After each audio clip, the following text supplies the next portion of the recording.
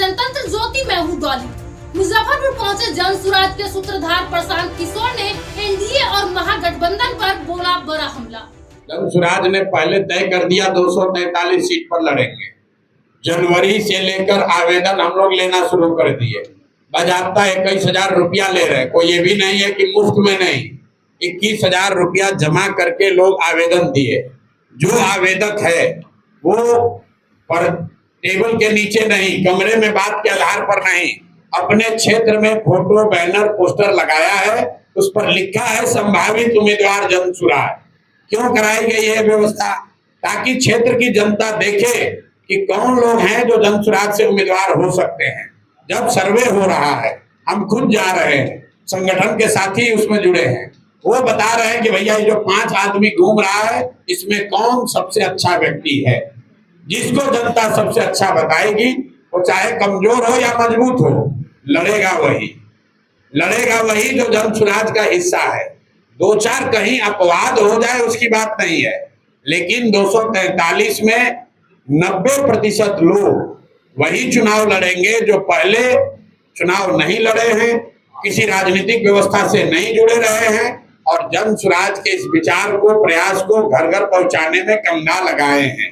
इतना बात तो बिहार में सब आदमी जानता है कि बिहार में किसी के पास इतना संसाधन, इतना दम नहीं है कि वो प्रशांत किशोर और जन सुराज के ईमान को खरीद सके। तो जन सुराज में टिकट वही पाएगा जिसको जनता चाहेगी, ये बिल्कुल स्पष्ट आप मान लीजिए।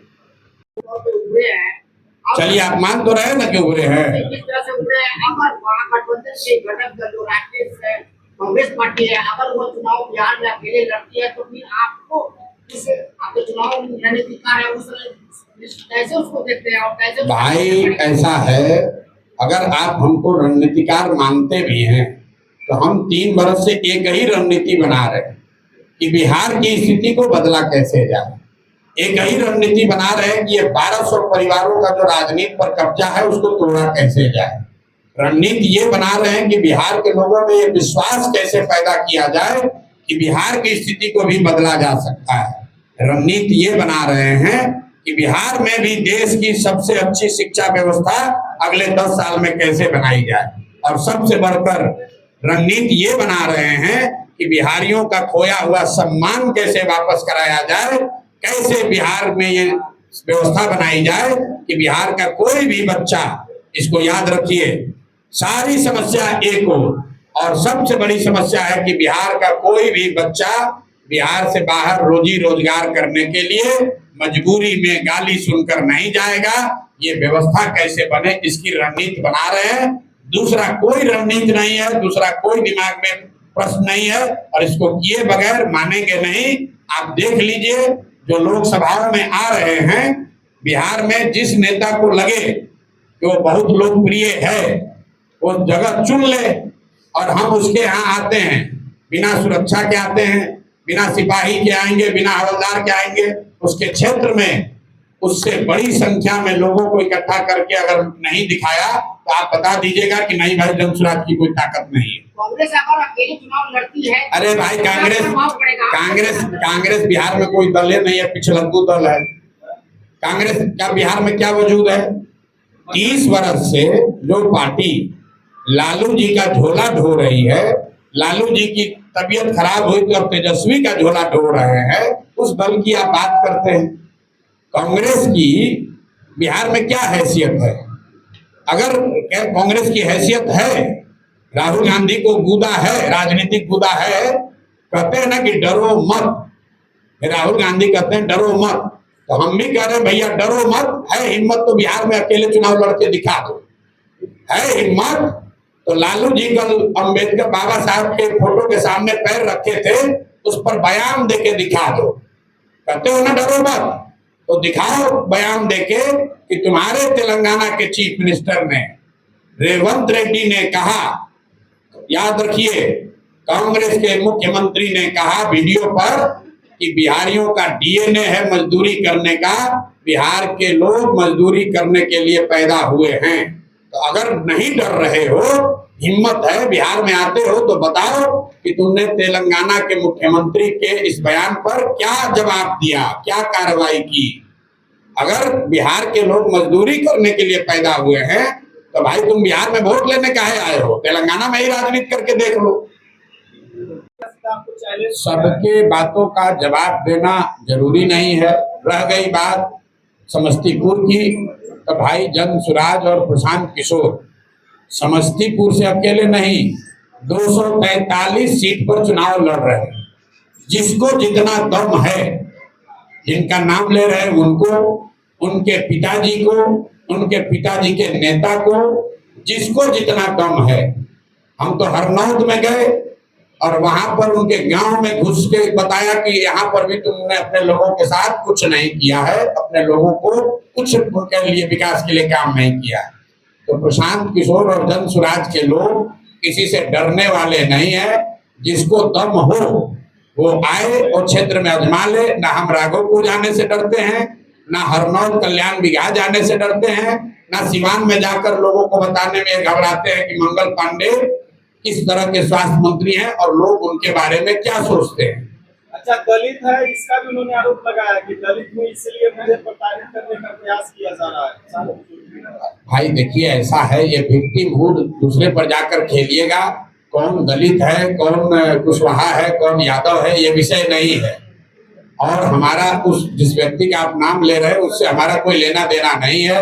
उनके पिताजी के बारे में हमने बताया कि ये टुटपुंजिया नेता है, कांग्रेस के अध्यक्ष थे बिहार में, और उस पार्टी के पीठ में छुरा घोंप के मंत्री बनने के लिए तब कांग्रेस छोड़कर ये आदमी आकर जदयू में शामिल हुए।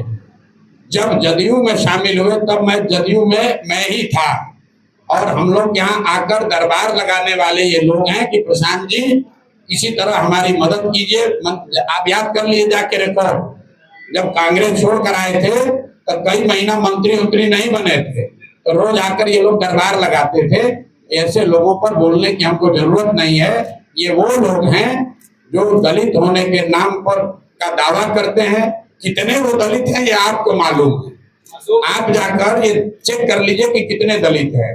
ये पूरी जन सुराज की लड़ाई किसी एक व्यक्ति के खिलाफ नहीं है, उस मानसिकता के खिलाफ है जिसमें 1200 परिवार के लोग ये समझते हैं कि हम रहेंगे, हमारे बाबूजी थे, हम रहेंगे और हमारे बाद हमारा बाल बच्चा रहेगा। आप जिस परिवार की बात कर रहे हैं, भाई साहब अपने मंत्री हैं, बेटी सांसद है दूसरे दल से, अभी दामाद को धार्मिक न्यास बोर्ड में बना दिया गया। तो पूरा बिहार यही परिवार लोग अगर कब्जा करके बैठेंगे तो दूसरे लोग कहाँ जाएंगे? दूसरे लोग कहाँ जाएंगे भाई? और अगर इतने ही आप काबिल हैं, बताया कि हम जितना प्रशांत किशोर का उम्र है इतना दिन से हमारा परिवार राजनीति करता है, ये बिल्कुल ठीक बात है। जितनी मेरी उम्र है उससे ज्यादा समय से लोग राजनीति कर रहे हैं और इसीलिए बिहार के कुव्यवस्था के लिए सबसे बड़े जिम्मेवार है। इनको बताना चाहिए कि तुम 25-30 साल से 3 पीढ़ी राजनीति में हो, तो बताओ, अगर दलित भी होने का भी दावा कर रहे हो तो बताओ कि कितने दलित बच्चों का तुमने जीवन सुधारा, कितने दलित बच्चों के लिए कुछ किया। अगर तुम 40 साल से यहाँ पर दलित की होने का दावा कर रहे हो तो बताओ कि जातीय जनगणना में, और ये आदमी एजुकेशन मिनिस्टर थे, सब लोग नोट करो भाई, यही आदमी बिहार के शिक्षा मंत्री थे 2 बरस तक। आज जातीय जनगणना जो इसी सरकार ने कराया है उसमें आंकड़ा बता रहा है कि 3% से कम, याद रखिए आप लोग भी पढ़ते उड़ते तो है नहीं, कोई रिपोर्ट आता है तो 3% से कम दलित समाज के बच्चे ही 12वीं पास कर रहे हैं। तो अगर ये दलित हैं और दलितों के बड़े हिमायती हैं तो 40 बरस में इन्होंने दलितों के लिए क्या किया? जब ये शिक्षा मंत्री थे तो दलितों के पढ़ाई की स्थिति को सुधारने के लिए क्या किया?